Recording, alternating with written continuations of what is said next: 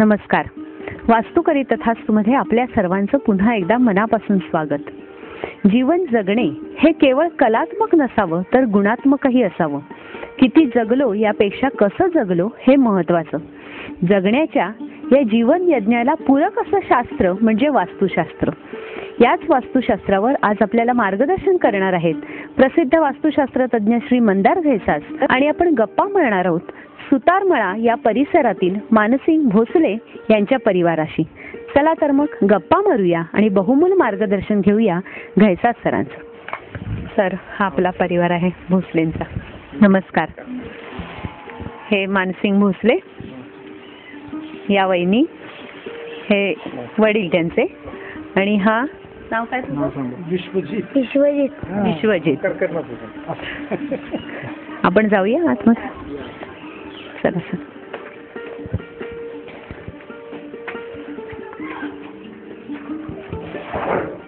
मानसिंगजी, तुम्ही काय करता किंवा इन्स्ट्रक्टर आहे.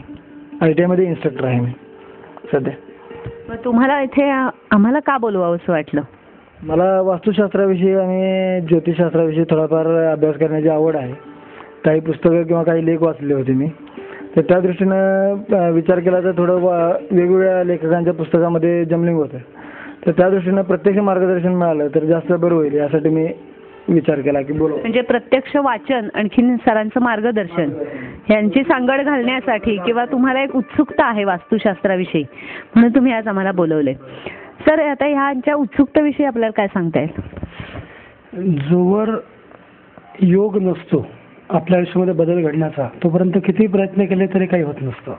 जर तो योग चालून येतो तेव्हा मग ॲट रँडम तुमच्या घराचं सिलेक्शन झालं असेल किंवा तुम्हाला बोलवावंसं वाटलं. अनेक जण कार्यक्रम बघतात पण प्रत्येकाला काही ते उपलब्धी होत नाही.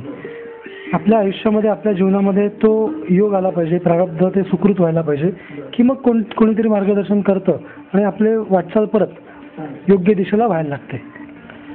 त्यामुळे संयोगिताजी, मानसिंगजी, विश्वजीत, बाबा अशा अनेक घरांमध्ये तो जर योग घातला असेल तर त्यांच्याकडे पोचलं जातं आणि त्यांना मार्गदर्शन केलं जातं. मग ते मार्गदर्शन प्रथमदर्शनी आपल्याला वाटतं की स्वयंपाकघराबद्दल आहे, दरवाजाबद्दल आहे, बेडरूमबद्दल आहे, तिजोरीबद्दल आहे, देवघराबद्दल आहे. पण केवळ ह्या वेगवेगळ्या घटनांबद्दल मार्गदर्शन नसतं. त्या सगळ्यांचा सकारात्मक परिणाम आपल्या जीवनावरती व्हावा आणि आपलं जीवन सफल आणि ऊर्ध्वगामी व्हावं ही निसर्गाची इच्छा असते की जेणेकरून आपलं आयुष्य सुखकर आणि भरभराटीचं जावं. हे जेव्हा आपल्या आयुष्यामध्ये होऊ घातलं असेल तेव्हाच ज्योतिष म्हणा, आयुर्वेद म्हणा, वास्तुशास्त्र म्हणा, ह्या सगळ्या कला आहेत. कला आणि शास्त्र हे जीवनामध्ये अवलंबता येणं म्हणजे जीवनातली हायेस्ट लक्झरी आहे. ती फार फार एक लक्झरी आहे. ती लक्झरी जेव्हा होऊ घालते तेव्हाच या गोष्टी होतात असं मला वाटतं. त्यामुळे आज आपला दिवस आहे. So we are also happy. Mansinghji, तुम्ही हे घर केव्हा बांधलं किंवा किती वर्षापासून तुम्ही इथे राहताय? इथे बांधून 2001ला इथे आम्ही राहायला आलो. आता इथे येऊन 8 वर्ष झाली आम्हाला इथे राहायला. म्हणजे तुम्ही आधी कुठे राहत होतात? मग भाड्याच्या घरात राहत होतात? आणि आधी काही दिवस आम्ही भाड्याच्या घरात राहत होतो. त्याच्याशिवाय आम्ही आमचे एकत्र कुटुंब होतं त्या ठिकाणी आम्ही राहत होतो. घरात आल्यापासून तुम्हाला पॉझिटिव्ह एनर्जी काय मिळतेय का असं वाटतंय का? पॉझिटिव्ह एनर्जी मिळते बऱ्यापैकी, परंतु काही गोष्टीमध्ये बराच विलंब पण होतो. आता उदाहरण घ्यायचं झालं तर माझी बदली व्हायला जवळजवळ इथं आल्यानंतर सुद्धा 5 वर्ष निघून गेली. तर हे त्याच्या दृष्टीनं काही ह्याच्यामध्ये काही आहे का, काय कारण आहे का? कसं आहे, प्रत्येकाच्या आयुष्यामध्ये नोकरी, व्यवसाय, बदली, मूलबाळांबद्दलचे प्रश्न, संपत्ती, आरोग्य अशा अनेक प्रश्न असतात आणि ज्यांची काहीतरी कारणं असतात. ती कारणं कुठे पत्रिकेत दडलेले असतील, वास्तूमध्ये असतील, आपलं पूर्व सुकृत असेल किंवा कोणाची कृपा ती होणं आवश्यक असेल. तर वेगवेगळे जे आपले दर्शक आहेत त्या सगळ्यांच्या वेगवेगळ्या समस्या असतील, पण त्या सगळ्यांची कारणं ही आपल्या वास्तूमध्ये दडलेली असतात.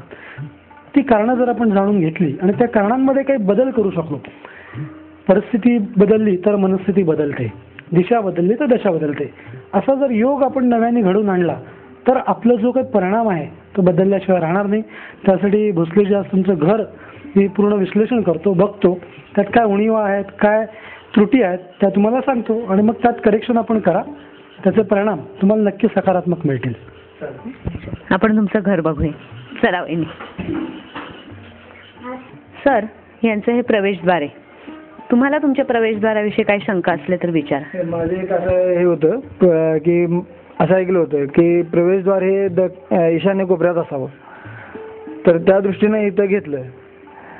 पण प्रवेशद्वार म्हणजे कंपाऊंडचं प्रवेशद्वार की घराचं मेन डोअर, याच्याबद्दल थोडी साशंकता होती मनामध्ये. कसं, शंका येणं स्वाभाविक आहे. प्रत्येक ठिकाणी वेगवेगळं ऐकलं जातं, त्यामुळे ते विरुद्ध कधी कधी आहे असं वाटायला लागतं.